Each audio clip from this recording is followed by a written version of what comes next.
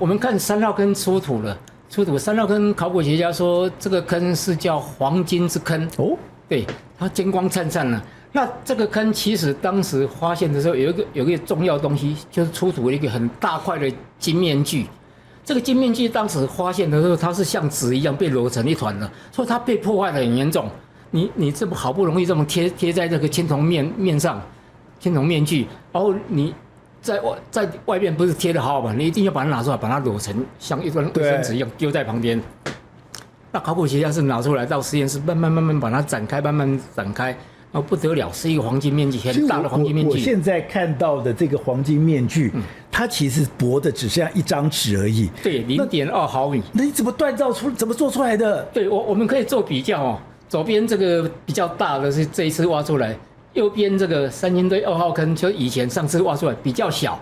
那其实这个黄金面具以前就有做过一个检测。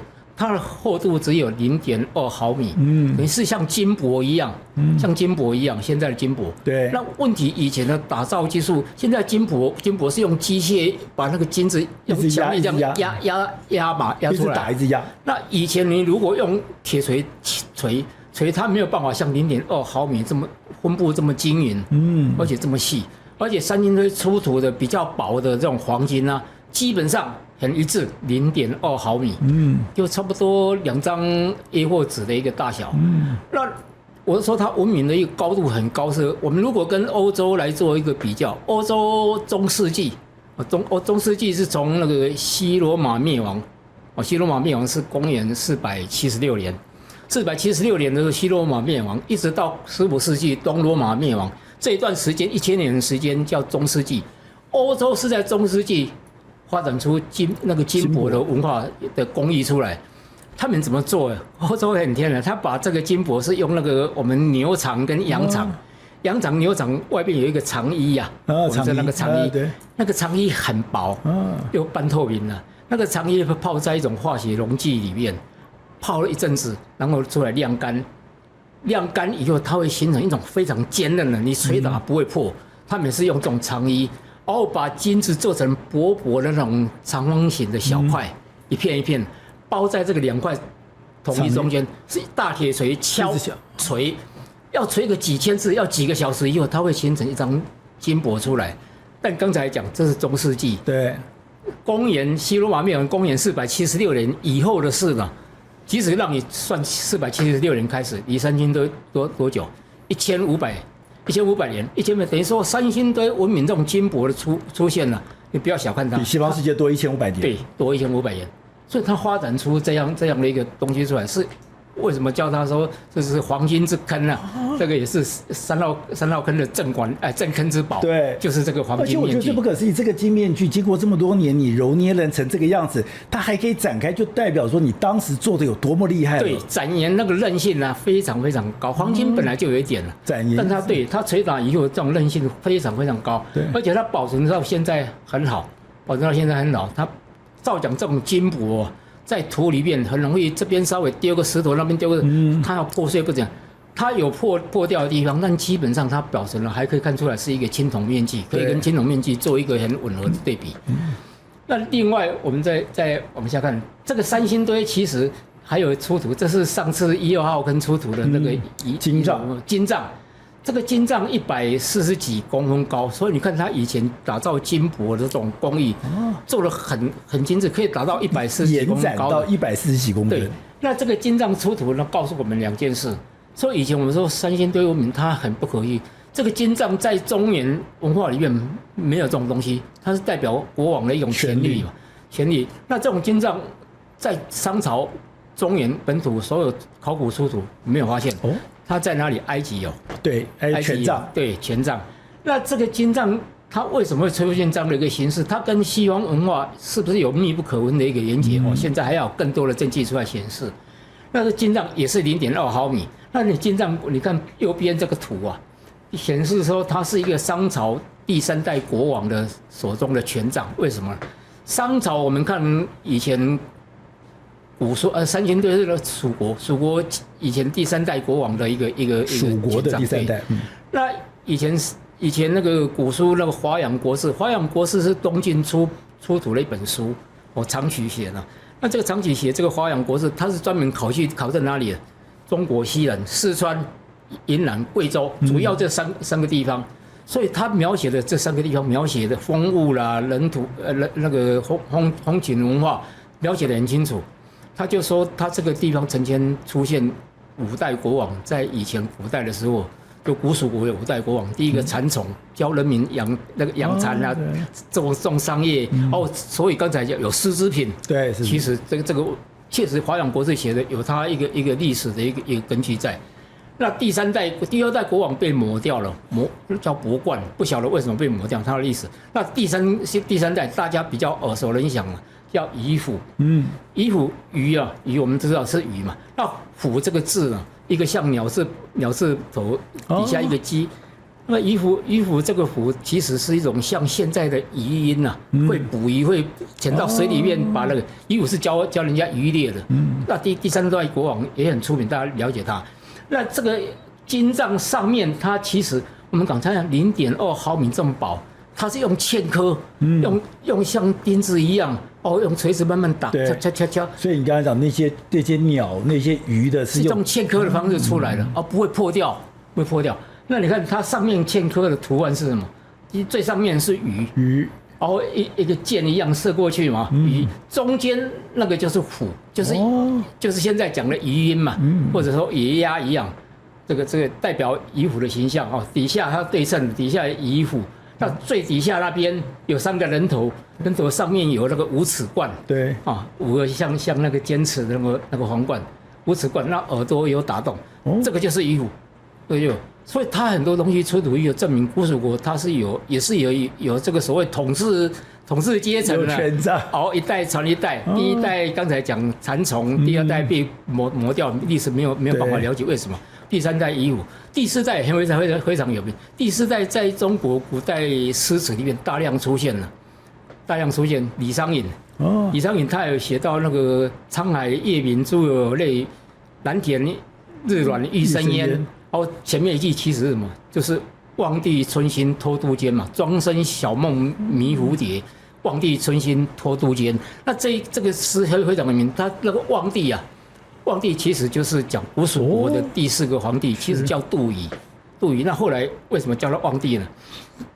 他那个古诗《华阳国志》里面也有写到这一段，望帝当时跟中原本土一样，他是禅位给第5代的国王叫鳖灵，那第4代国王望帝他让位以后，他很忧郁，他不想让位，但他因为第5代这个鳖灵他治水有功嘛，跟大禹那个讲法一样，他治水有功，因为当时这一块四川这一带有一个鸭子河嘛，三星堆这边有鸭子河经常泛滥，所以民不聊生。那结果这个第5代的国王鳖灵啊，治水成功，德望太高了。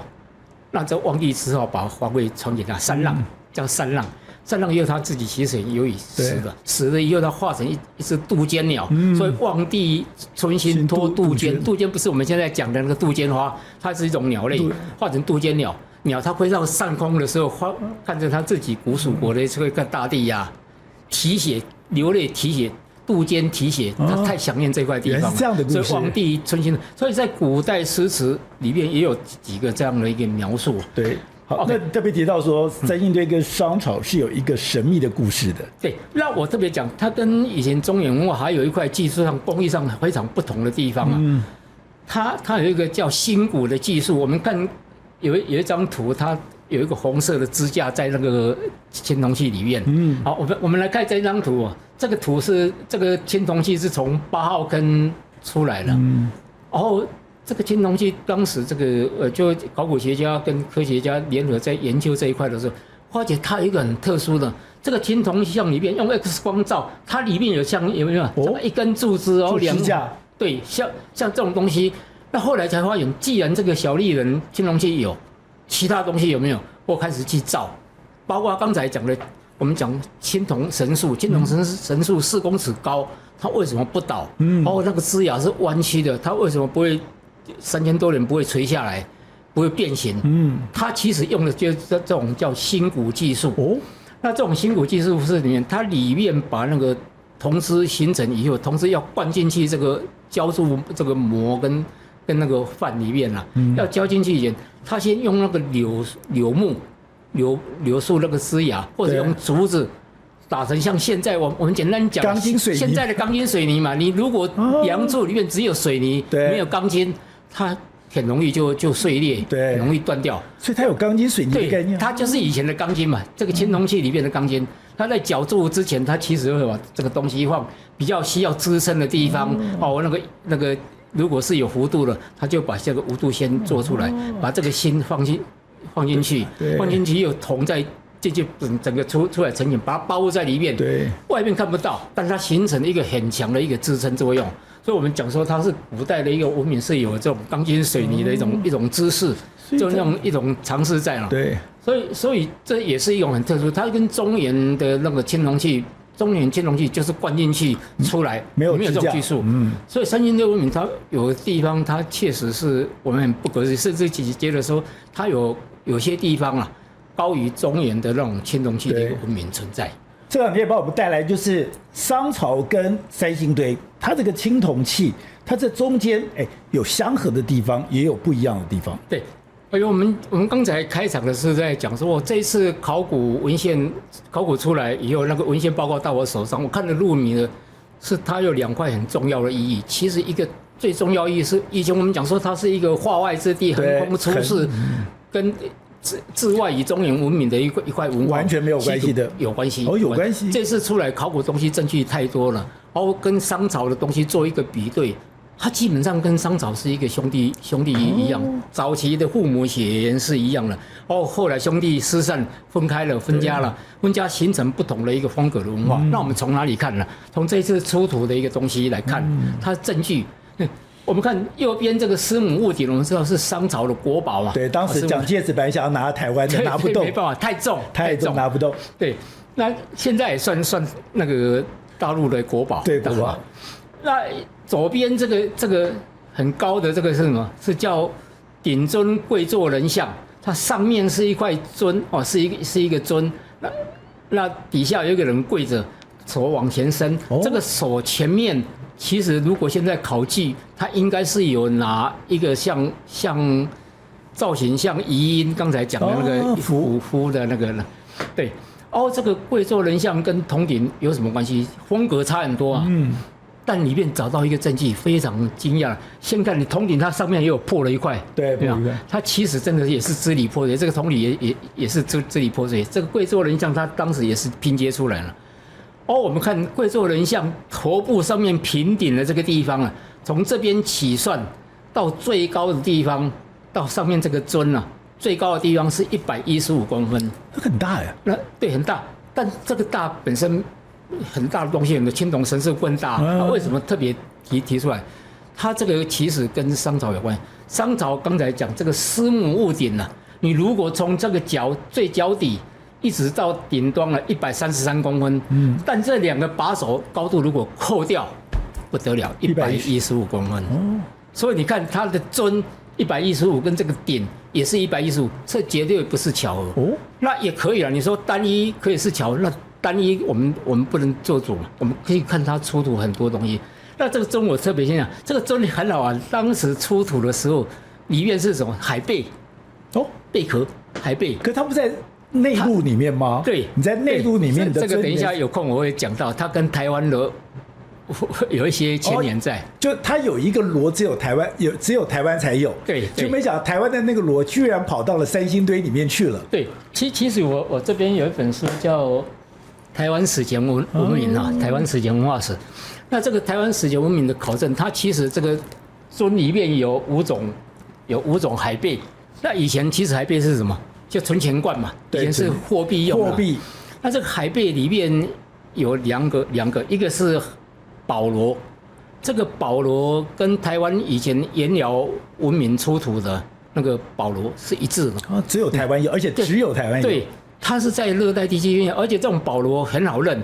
我们小时候如果去海边会捡得到，它这种海螺如果捡起来，它颜色很亮，上面像镀了一层漆一样，很光亮，像乌龟的贝壳，黑色的一点一点，很漂亮那种保罗。那三星堆既然出现这种东西，那这种东西是台湾独一无二的东西嘛？所以它出现了。那怎么过去？现在没有办法理解，是先到沿海地区，然后再往内陆跑吗？不知道。那四川它既然产生古蜀文化，既然有这样的一个海螺出现，所以这个樽以前在商朝它用来喝酒、装酒了，它不是，它是用存钱罐换钱的。那主要是说它跟商朝的第一个连结在这个地方啊，就是鼎跟樽，它高度是一样的，115，那表示这样的规制它不太可能巧合。那我们再看第二个，这个义器在这出土里面有很多嘛。最右边这个出土叫玉戈，这个我几乎不用解释，大家就知道。常听我们看了历史节目的，这个戈是商朝文化的东西，但是它就是这个三星堆它做的不一样，是它的戈是用来祭祀用，因为它没有开前面不会做的对，这个戈也做的很大。那这个石节异冢是在以前。那个商朝的那个良渚文化，良渚文化出土呢，它是属于比较长江文明的这一块，它不算长河文明了。良渚文化前面的河姆渡文化也有。那这个石节异冢，它跟我们以前看，你到故宫随便一看，一大堆这种玉做的，就是这种异冢，祭天地都可以用了。最左边这一块是最有名的，叫一边章。一边章它很特别，是它上面有刻有刻，你看它上面有一些花纹，对，有一些花纹，对，它其实也叫祭山玉章，它祭山神用的，上面有那个山的图案啊，有人的一个图案。那这个祭山玉章，它也算是义器里面的所谓义器之宝，三星堆的义器之宝。那你看这些形式。跟商朝几乎一模一样。如果我不讲这是三星堆出土，99.9%的人一定说这是商朝的东西嘛，这是中国古代文明的东西。所以它玉器是非常类似的。对，玉器非常类似。第二个证据，第三个证据我们再看了。我们看了《山海经》里面有记载说那个商朝有一棵扶桑树，远古时代有一棵扶桑树，在这棵扶桑树上面有9个太阳，树有9日嘛，上面还有一颗叫10个太阳，10日积其上。那在中国古典的一个传统讲法，或者说一个神话故事里面，就说后羿把9个太阳射下来了，所以后来剩下1个太阳。那这种传讲是中国中原的一个神话故事，对，神话故事，然后他也做出来的就是青铜神树。三星堆青铜神树，你看它那个枝芽最旁边的末端那边都会站一只鸟，对，那只鸟其实是很特殊的，它爪子只有3爪。那在中国古代讲说太阳的神鸟使者，太阳的使者就是神鸟，就三爪，叫三爪金乌，也叫金乌，因为从太阳出来亮晶晶的金乌。对，金乌。三星堆这个也是一样，青铜神树它9只鸟代表太阳嘛。因为是太阳的象征，所以这个青铜神树跟《山海经》的扶桑树是一模一样的，一模一样。9只神鸟，上面呢，它其实在这个青铜神树最上面，它断掉没有找到，它其实上面应该还有，考古学家一般来讲都会主张说，它上面一定还有一只鸟，或者有一个特别的一个造型，这种像太阳的一个东西，对，应该也是10日。所以商朝，我们说商朝很多东西跟三星堆，它是有一个连结的一个关系在。因为没想到《山海经》的神话是一样的。对，我们再回到商朝，除了刚才讲说颜色，你可以把刚才那个青铜器那个颜色再回答。这个青铜器这个颜色呢很特殊啊，这个也可以啊。这个青铜器颜色我们刚才讲，它为什么只选择黑跟白？红，黑跟红啊，对，黑跟红。那黑跟红，其实在商朝呢，是商朝的一个主色系。主色系，我这边还是有一本书很特别啊，这个一般人不太会去看，叫《中国传统服饰形制史》，它是一本历史，它是考据中国服饰从古代一直到清朝结束，对这个中国帝王啦、王公贵族啦、平民百姓，他的服饰的颜色、形状是怎么演变到现在出来的？这是中国的五行概念是有关的，很有趣。那它里面就有写到，在商朝的时代，它其实商朝是主张黑色跟红色为主的色系的一个等于国家象征。那为什么他以前有一个讲法叫天道悠远，人道昌明。天道很悠远，你只能敬畏，你不要去探究，你也探究不了。天道悠远，我们敬畏它。那敬畏它，其实天道它是用悠远嘛，所以它是黑色呢。黑色。人道昌明，人道是我们人在这个世界上。你要守一些规矩的，什么人道昌明，才会有所谓的这句话，其实不是商朝讲，是周朝后来去演绎出来。人道昌明，他就会所谓盛世太平，那盛世太平一片就欣欣向荣嘛，他用红色来代替。说黑跟红在古代从商朝开始，它代表中国文明的一种象征。所以它颜色是有意义的。刚才讲五行也是颜色，黑代表水嘛，对，代表水。那商朝一直到秦始皇，你看秦始皇，我们以前讲说秦始皇出土那个秦俑什么，秦始皇穿的衣服黄袍啊，黑色的，不是像照我们现在想的是黄色，因为秦朝上黑。对，那其实从商一直到秦朝，一直到哪里？到隋朝隋唐之前，中国皇帝的主色红。黑，尤其是黑，大片面积，然后后来演变出来有点红，加上因为黑色可能太沉重了，那加上一点色彩，但色彩它选择也是红，所以它这个三星堆这个红跟黑它有意义。那它不用黄色了，黄色是隋唐以后皇帝用黄色才出来，尤其到清朝那个黄色明黄，对你不能乱穿，穿了会斩头了。然后我们看这个青红跟黑这个颜色呢，在当时代表这样的一个文化。那三星堆呢，它为什么要红跟黑？它其实跟商朝，我们刚才讲很多证据显示，它有一定的一种连结度。红黑的色彩其实也是一样。它不去发展其他颜色出来。它不是不能发展，所以它的主色调跟商朝是一样的。对，其实你要发展其他颜色不然嘛，树枝啊，很多颜色什么的。我们讲说那个玛雅蓝啊，玛雅蓝它也是一样啊。玛雅蓝那个蓝色，我们看阿兹特克大逃杀那个电影，那个俘虏被玛雅人抓到了，或者阿兹特克人抓到，俘虏身上要涂蓝色的一个漆，那个漆很厉害，那个漆洗不掉。所以不怕你俘虏逃亡嘛，你逃到哪里，你那个漆就在啊。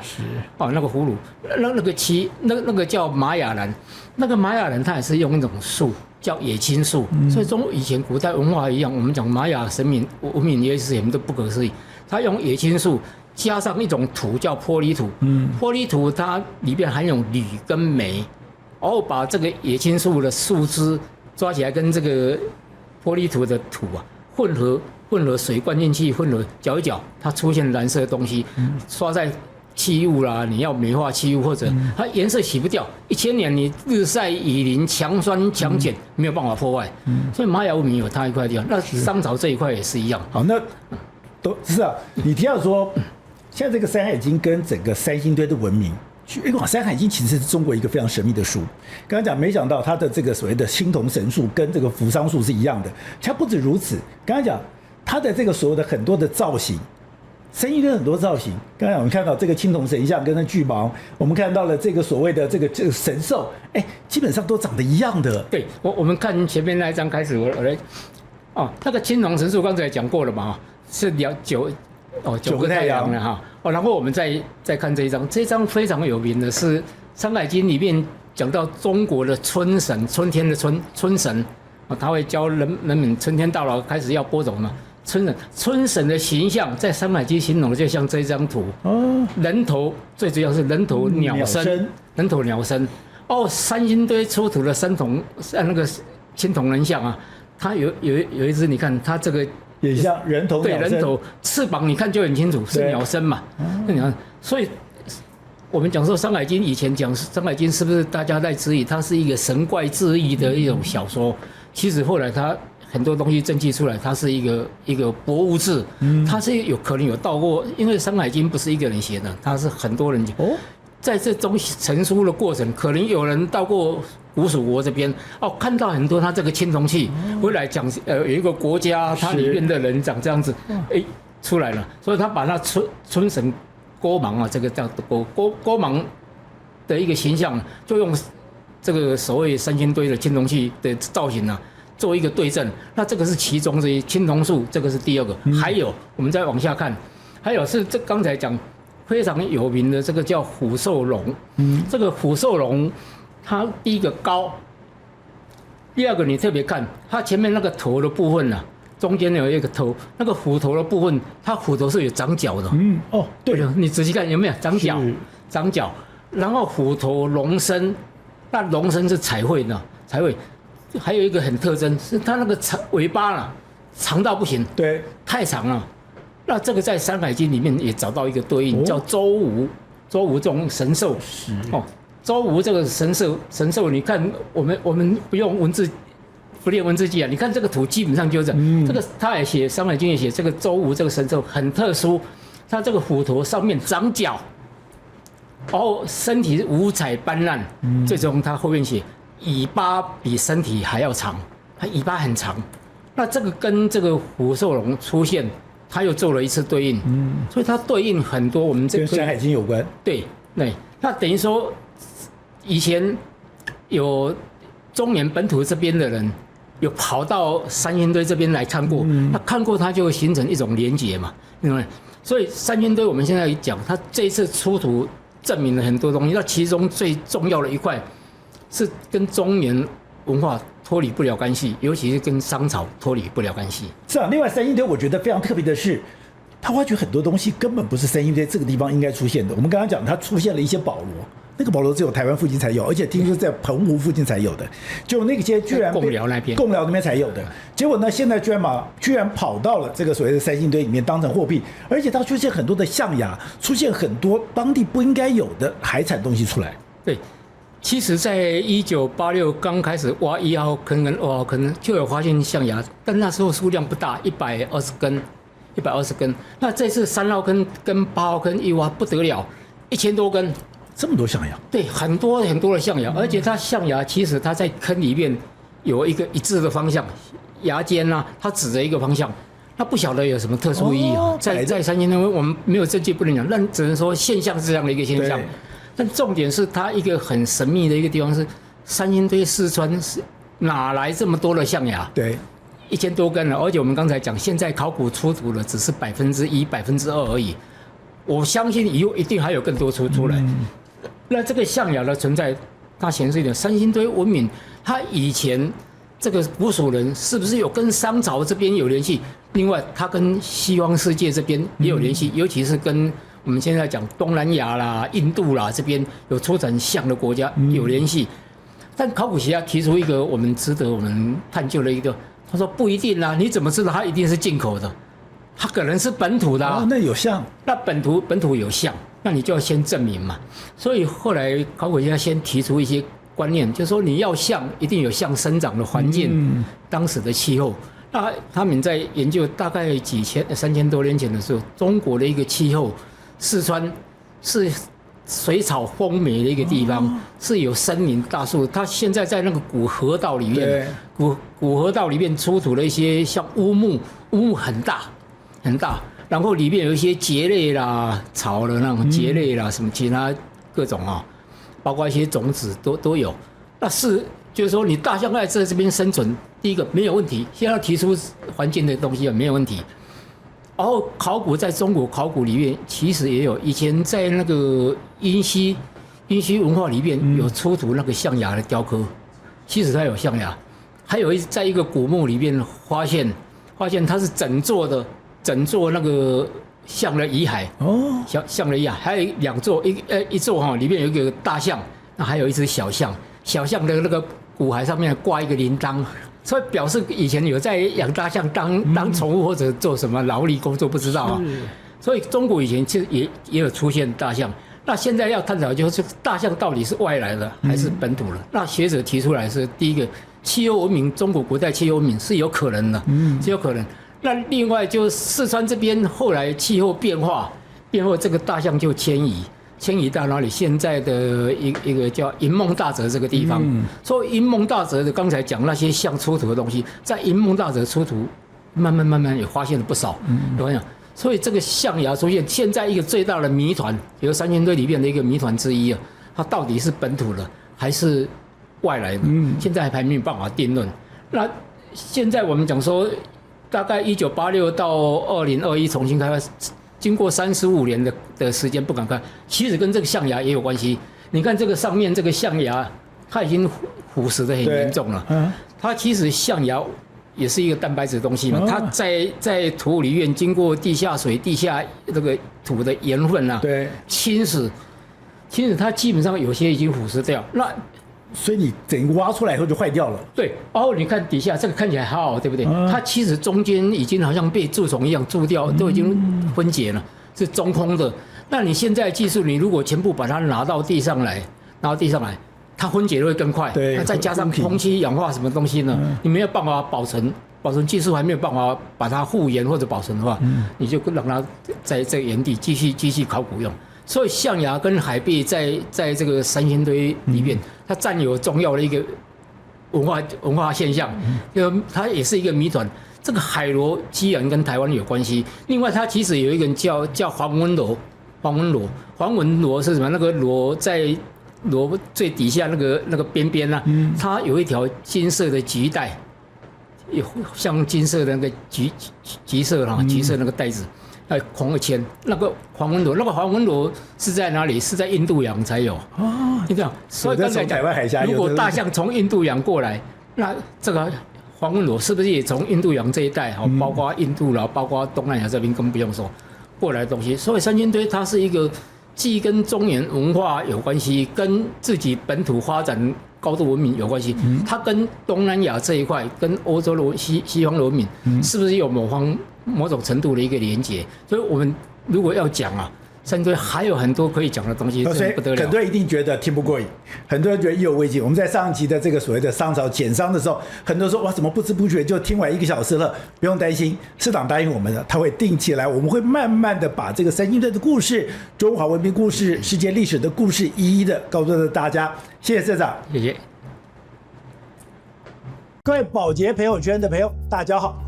您对我们的支持，还有您对我们的指教，其实我们都会认真的阅读，因为您的每字每句都是我们自己反省，我们要自我检讨，甚至我们未来怎么去调整方向的一个关键的因素。所以我们就刚刚讲到的，就是你现在的这些留言有什么留言，那我们可以怎么样子来的跟观众来进行回答。淑娟说：“支持宝洁集团队，你们是最优秀的。”非常谢谢您的肯定。当时讲说，我们的节目其实还有很多改进的地方，那这种改进也是我们每天都在做的工作。听后X5R他说，政府部门主管机关应该管理一下，坚决不让中共产品进来台湾。我觉得应该这样讲，就是现在大家觉得很难思考，是说我们知道现在有很多的网购，现在很多的网购居然是有很多的中国的网购是这样直接进来。那你如果说没有任何的管制，现在很多国家都有管制，我也不理解说为什么我们台湾在这方面没有管制。你没有管制，第一个你的品质，第二个你是对台湾的商业、对台湾的产业会不会有伤害，这都是政府应该面对的问题。Rookwood 0222他说，天佑台湾，感谢宝洁，一起保护台湾，台湾人加油。当我们希望说，在台湾这块土地里面，我们真的好好的守护，好好的来保护这个国家。Karen 说，感谢宝洁哥制作这么好的节目。其实能够做这样的节目，其实是我觉得那是一种福分，那是一种福报，我们会非常珍惜。喂20110他说，他看了政协会那一集，他说只有我觉得郑丽文尖嘴猴腮，面露凶相吗？对于郑丽文是不是尖嘴猴腮，我们不予置评。立刻他看了川普无视习近平警告的那一集，他说中国与和平水火不容，要改成这样子比较通顺。也就是说，中国跟和平水火不容。其实今天要追求和平的其实是台湾，我们从来没有挑衅过对方。好，刚刚讲到的，我们非常认真的在做我们的一个工作。其实我们刚刚讲到，我从以前我其实没有任何政党，那我也不去标榜这个东西，我只告诉你说，我们现在在这块土地里面，我在民进党跑那么久的时候，我学会一句话：相信台湾，相信人民，相信台湾，相信人民，这是我做这个节目里面最中心的思想。